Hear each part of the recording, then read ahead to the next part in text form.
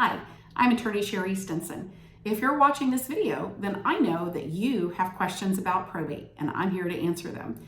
So the first question you may have is, what exactly is probate? Probate is simply the process for winding up the decedent's affairs. We want to make sure that the assets get where they need to go, that any creditors get paid, and that we have followed any rules about winding up the decedent's affairs. So all it is a process where you need the court's help. Now, you may not need the court's help in certain circumstances, such as if the decedent owned assets jointly with someone, or if there were beneficiary designations on accounts. You may not even need probate if there was a trust and all the assets were properly connected. Now, you may also be wondering, are there different types of probate in Florida? Maybe you don't have an estate that is that large and you're really wondering, do I need to go through the process? So generally speaking, there are two types of probate in Florida, and one is an abbreviated process called summary administration. The other is a longer process called formal administration. You generally use summary administration where the value of the estate is less than $75,000 and the decedent has been dead for more than 2 years.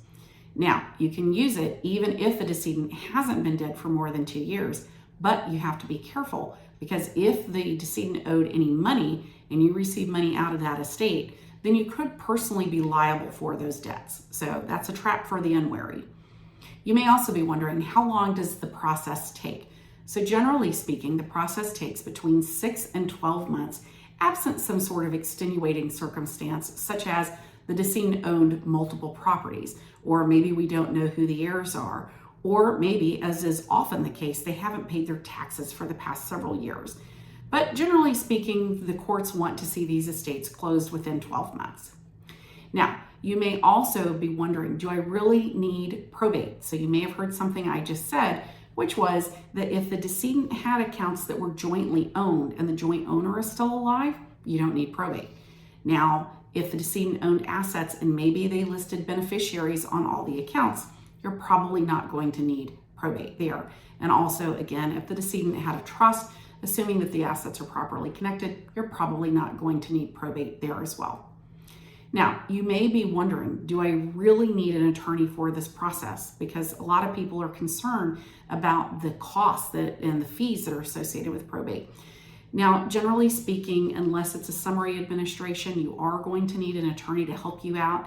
Even with the summary administrations, although you're not required to be represented by an attorney in those, we find that oftentimes people get a little tripped up by the process.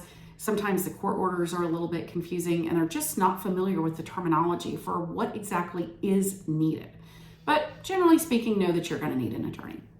Now, you may be wondering, what else? Well, stay tuned because we've got some other videos for you.